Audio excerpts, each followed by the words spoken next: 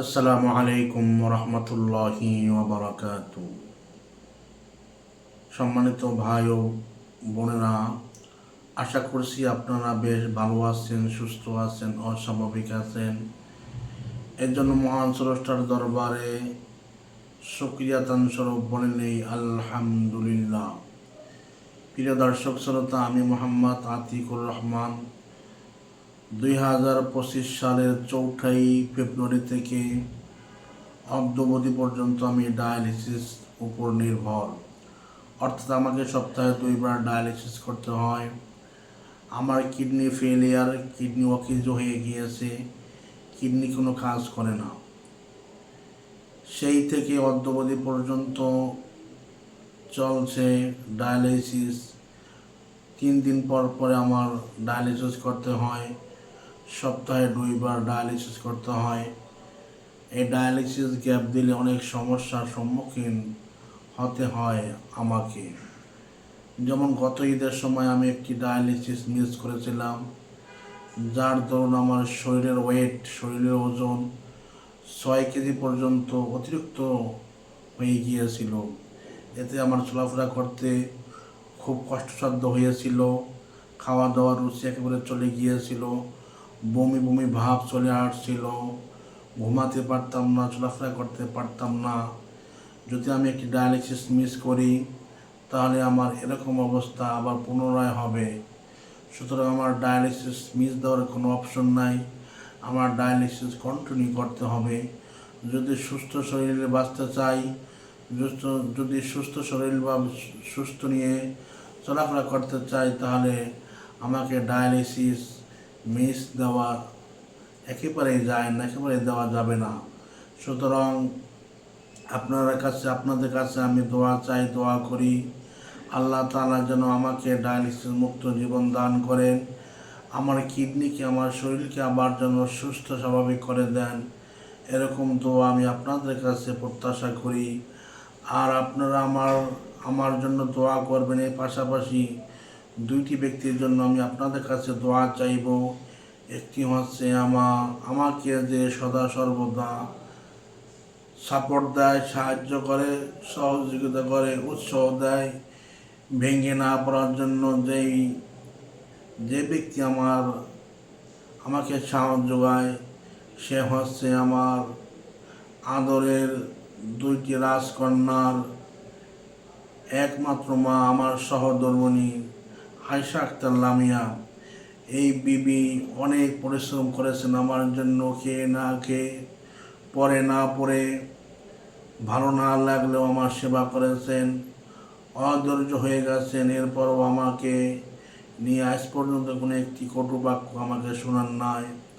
আপনাদের কাছে আমার বিবির জন্য, আমার সহধর্মিণীর জন্য দোয়া চাই।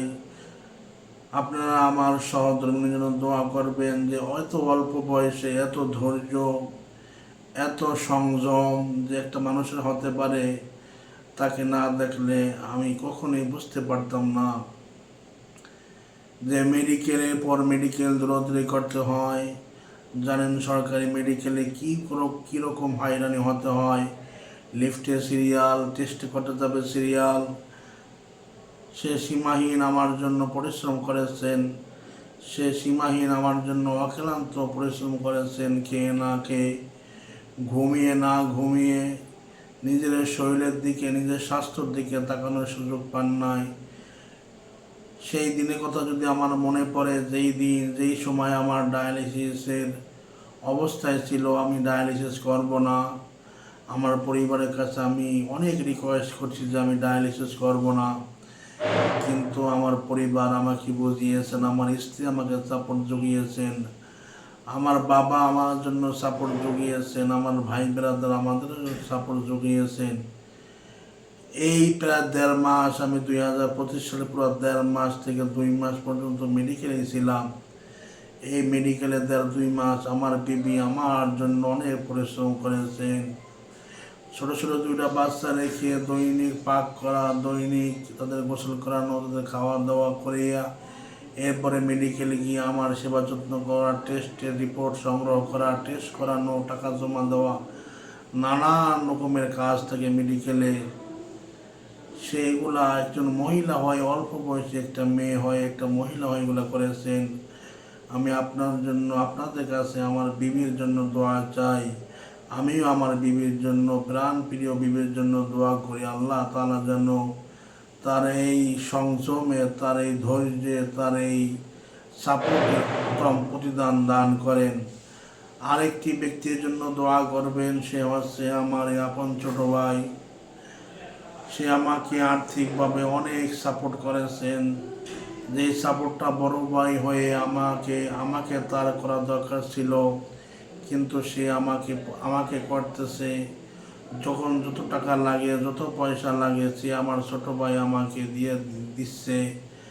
আমি দোয়া করি আমার ছোট ভাইয়ের জন্য, আমি দোয়া করি আমার বিবির জন্য, আমি দোয়া করি আমার বাবার জন্য।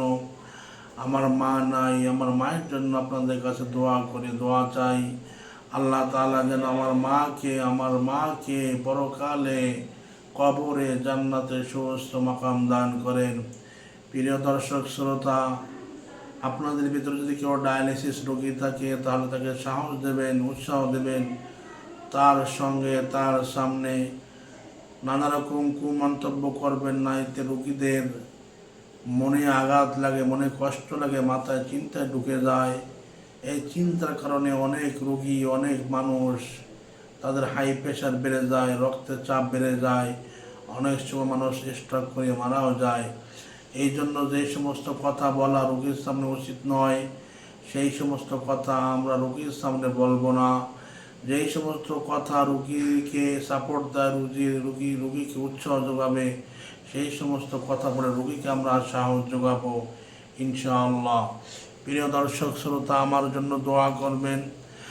আমার ছোট ছোট দুইটা বাচ্চা রয়েছে, তারা, আমার ছোট বাচ্চার বয়স হচ্ছে 3.5 বছর।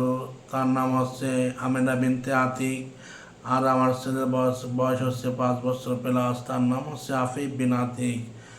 এই দুইটা সন্তানের জন্য দোয়া করবেন। আল্লাহ তাআলা যেন এই দুইটা সন্তানকে আমি নেককার, পরহেজগার, সালেহিন, আবিদিন, বান্দা বান্দি হিসাবে গড়ে তুলতে পারি, সেই আশাবাদ ব্যক্ত করে আজকের মতো আমি আপনাদের কাছ থেকে দোয়া চেয়ে বিদায় নিচ্ছি। আসসালামু আলাইকুম ওয়া রাহমাতুল্লাহি ওয়া বারাকাতুহু।